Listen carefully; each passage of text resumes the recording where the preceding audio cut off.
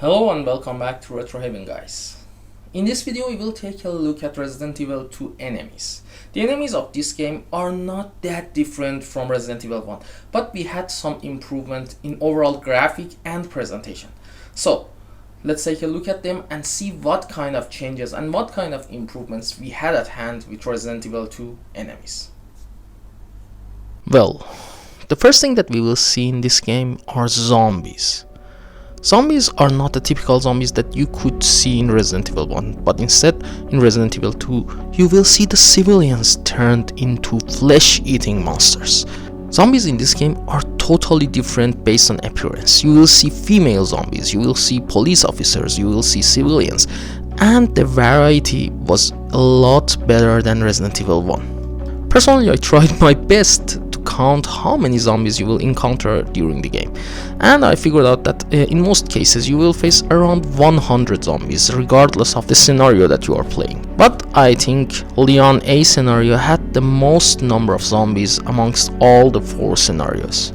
Usually the best weapon to use against them is handgun, but when they come in number, using a shotgun with Leon will help you to decapitate them in a group number. And using something like crossbow and grenade launcher with Claire is another useful method to deal with hordes of zombies. One of the best approaches is shooting them from distance, and when they fall, just run beside them and ignore them. There is a specific type of zombie that some kind of acts as a boss. The poor Brad Vicker, the chicken heart pilot of the Resident Evil 1, makes a cameo in Resident Evil 2. As I said before, you can unlock some new things like clothes and a new weapon if you don't pick anything in the normal difficulty until you reach Raccoon City Police Department. When you reach there, go to the downstairs and you will face Brad. This zombie Brad is super strong and you have to shoot him around 17-18 times to bring him down. At first I thought these are the same Cerberus you faced inside Resident Evil 1 campaign.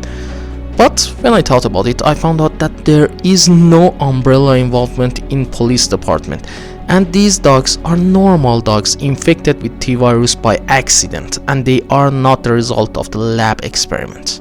Despite this change, to be honest, the behavior of the dogs is exactly the same that you saw from Cerberus in Resident Evil 1. The movement, attacking style, artificial intelligence, and everything is almost the same. But this time you will face a lot less of them inside any campaign. To be honest, I couldn't find any campaign that I faced more than 10 zombie dogs. The best way to deal with them is to stay far away from them and shoot them with handgun bullet, but do not use rapid fire. Trigger happy people will only waste bullet. Just count the bullets and hear the noise. When a zombie wants to stand up, they make a growling sound, and after that you have to shoot them. But if you shoot them before that, you will waste bullet without hitting them. Finally, the dead sound is something distinguishable, so you can recognize it easily.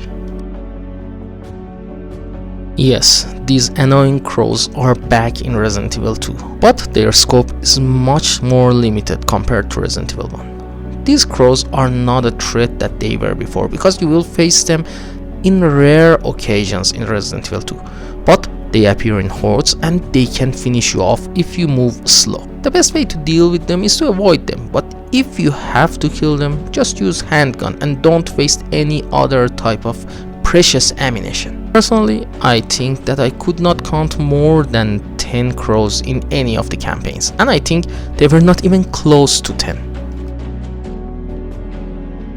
Lickers are the new enemies that appear in Resident Evil 2. They are one of the scariest things that you will see in this game, and one of the most memorable cutscenes of the game belongs to the first entrance of any Licker in Campaign A for either Leon or Claire. Never ever try to use handgun on them, because it only pisses them off and they will get mad and come at you with unbelievable speed. So try to stay a little bit close, shoot them with shotgun, grenade launcher, or any strong weapon. When they fall, they are not dead, they will stand up again. So wait for them to stand up again and then shoot. If you shoot before that, you will waste bullets. The highest number of appearance of the normal Licker that I could count in Resident Evil 2 was 8. But But don't worry, you will see a lot more lickers, but not the normal ones. There is an advanced version of the lickers out there trying to haunt your dreams. These advanced and evolved lickers are some grayish color, and you can recognize them by hearing their voice, seeing the huge claw that they have grown, and the way that they will attack you. They appear mostly inside the late game scenario parts, but in the first part of the game you will face normal lickers. In total you will see something around 6 to 10 advanced lickers inside the whole game, but they are deadly. They can one-shot kill you if you are not in fine condition. The origin of this enemy came from normal zombies. When normal zombies mutate beyond some level, they will turn into lickers. As a result, they will lose their eyesight because their brain will overgrow and expose their whole upper face.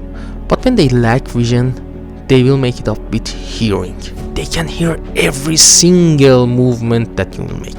So if you are close by, just stay still and tiptoe toward the first exit.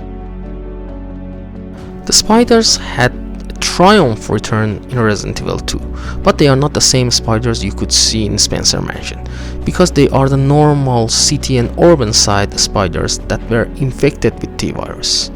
These creatures can poison you, and they are fast based on their size, but they are easy to avoid. You will not face many of them, and it's best to ignore them and try to run away. But if you are getting annoyed by them, you can blast them with a shotgun or grenade launcher. Don't waste too many bullets, because you can kill them easy. You will face them 2 or 3 times based on the scenario that you are playing, but in the end they are dangerous and avoidable. So my advice is ignore them and exit the room. They usually can't do anything to you unless you are very unlucky, and in that case a blue herb can deal with the damage. About the number, I have to tell you that they will appear as 6 total giant spiders in most of the scenarios, and only in Clair A you will see less, with a total 4 giant spiders. Ivies are another fascinating enemy that only belong to Resident Evil 2. As a matter of fact, the original story of Resident Evil 2 was supposed to be inside another lab under the Spencer Mansion, and this lab was full of these type of monsters. They are based on the vegetations, infected with T-virus to create some kind of bioweapon that has no heart, no eyesight, and nothing to fear, a deadly plant. Their method of attack is easy. They use their vines to bring you closer and hug you, and they will poison you if given a chance. You will face around 5 of them, but don't worry, there is another stage of evolution for these Ivies. When a normal Ivy gets exposed to P epsilon gas, they will mutate beyond the normal level, and they will become something more and more aggressive. They can spit acid toward you, and they can be deadlier than the normal Ivies. You will face this type only in B scenario, and you will face at most 7 or 8 of them. The best weapon to deal with both type of Ivies is flame based weapons. If you are Leon, use the flamethrower. If you are Claire, equip the grenade launcher and use flame rounds. Okay guys, that's it for the video. Please like it and subscribe to our channel if you haven't already. Share our video with your friends because we want to have more awesome audiences such as yourself. And don't forget to click on the bell icon down below to get notified whenever we release a new video. This is Daniel from Retro Haven, and I will see you guys in the next video.